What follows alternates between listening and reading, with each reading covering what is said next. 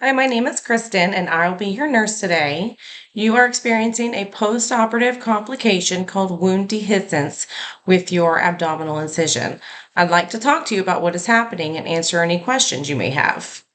Proper wound healing occurs in three phases: inflammation, proliferation, maturation.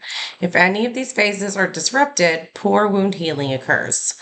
Risk factors for abnormal wound healing are ischemia, which means the wound is not getting proper blood flow, diabetes, increased abdominal pressure, obesity, malnutrition, smoking and infection, glucocorticoid use, anemia, jaundice, COPD, and radiation exposure.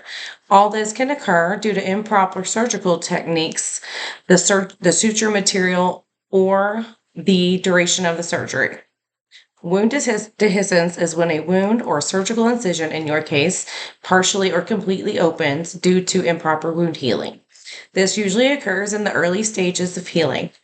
You might experience pain at the incision site, or draining pinkish fluid or bleeding from the site, or the feeling of something ripping or pulling at the incision.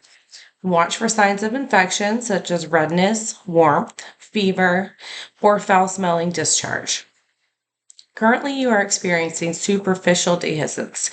The preferred way to treat superficial dehiscence is with secondary closure, which means we will close the incision with sutures or surgical tape.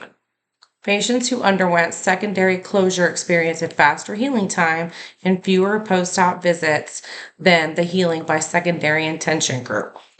Then we will manage it with an abdominal binder, which will decrease tension on the wound. If it were to progress to deep dehiscence, which affects the underlying tissues, you would need additional surgery to close the wound.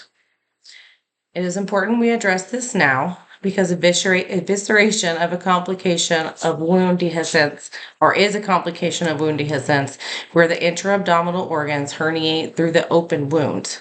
Evisceration is handled by immediately covering the organs with a sterile dressing soaked in saline.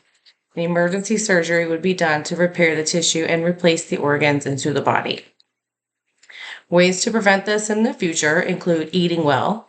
Eating proteins, vitamins, and minerals are needed to build and repair tissue. Quit smoking because it deprives the tissues of oxygen they need to heal. Take care of your incision and follow the instructions you were given. Take it easy on your body and let it heal.